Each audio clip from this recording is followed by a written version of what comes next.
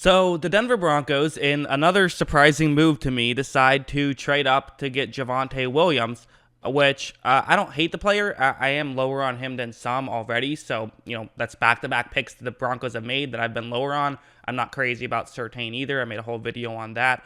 And the confusing thing to me is just sort of, it's less about the player and more about why are you trading up to get a running back? Why not get a Kellen Mond? Why not get, I just feel like they have Melvin Gordon. Do they really need a running back that badly? But again, if they like the player, I guess I don't hate it that much. To me, there's pros and cons to the player. I'm sure he'll be fine, but I guess we can get into the film study and really talk about what I like about him as a player, because there are things I like about him as a player. I don't want to be like harsh on Williams too much. It's more so I feel like I just don't understand exactly. I feel like Denver isn't doing the best job of maximizing positional value. They're kind of just taking best player available regardless of positional value, which to me doesn't make a ton of sense. But yeah, anyways, let's just jump into the film study. So we'll start off with this play. What's going to happen is that the right tackle and right guard are going to be double teaming defensive player, a Virginia Tech player.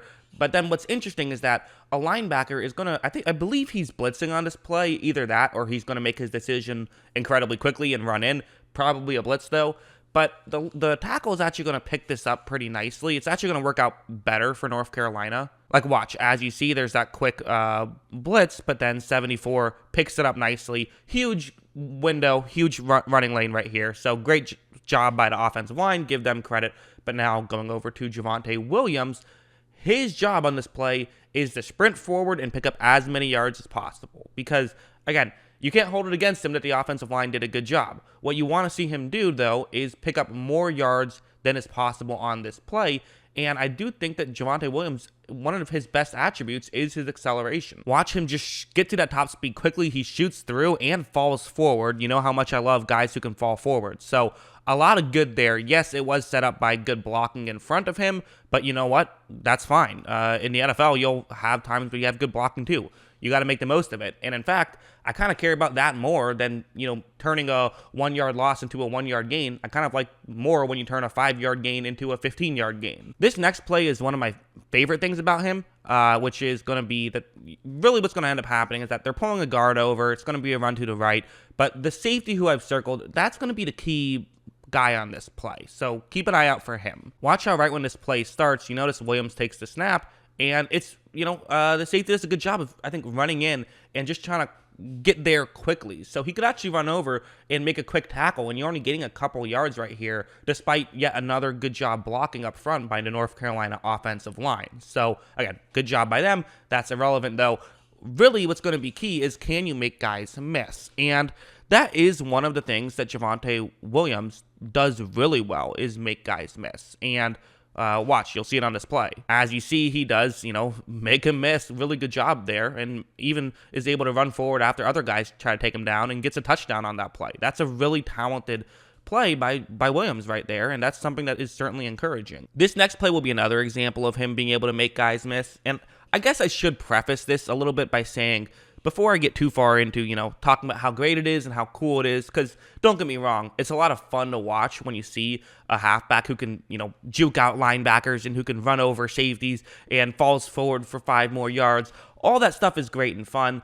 It doesn't always translate to the NFL. It just doesn't. That's just the reality of the situation. But sometimes it does. And if it does, now you're in a great situation with Williams. So it is a bit of a risk there, I would say, drafting him, just because of that.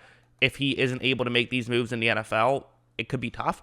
But at the same time, watch this move. It's a little pitch out to Williams, who's going to take it. And again, just that stiff arm gets by him and picks up way more yards than most people would have picked up on that play. So if he can do that in the NFL, he'll probably be able to do it to some degree. The question is just how much. Then that could be a really good draft pick. So that's kind of the intrigue here by Javonte Williams, I think. Now I got to talk about this one. I care about blocking a lot when it comes to halfbacks. I put a lot of emphasis on how well do you block. That's a lot of, if you look at my running back rankings, you notice that Williams was number 6 on there, whereas a lot of people have him 3 or 4.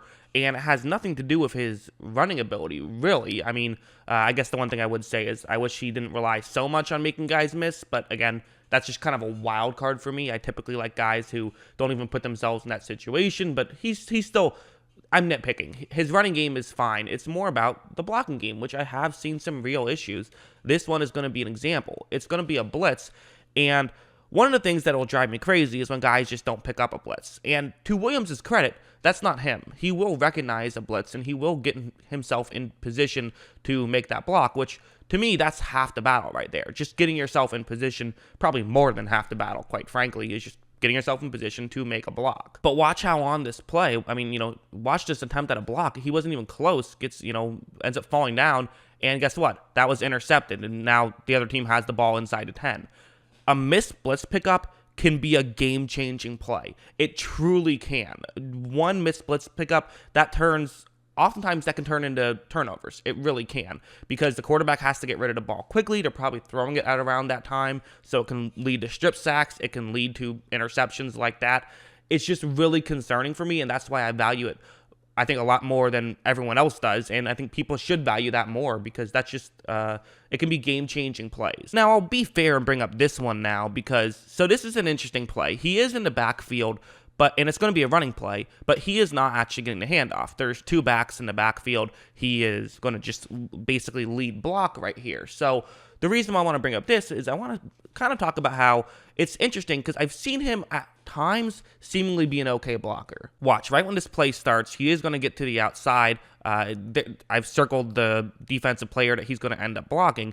So this is the situation where this is very much different than what we're used to seeing. He's blocking a safety on this play. So maybe that's just part of it, is maybe he just doesn't necessarily, he's not quite good enough to be able to block some of these, bigger defensive linemen. He is only 5'10", so maybe that's part of it. 220 pounds, though, so not small necessarily, but just maybe a little bit shorter to block some of these defensive linemen. I don't know.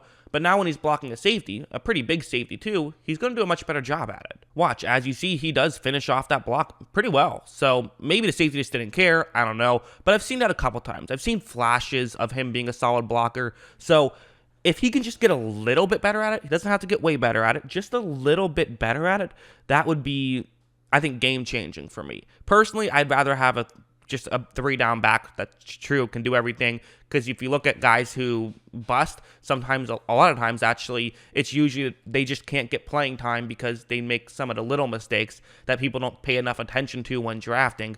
There's some concern there with Williams, but again, you get him to improve on his blocking just a little bit, and he can be a really good player. So that's what I think. What do you guys think? Let me know in the comments below. What is your thought on Javonte Williams and this draft pick in general? Let me know in the comments below. Always love hearing from you. And of course, as always, thanks for watching.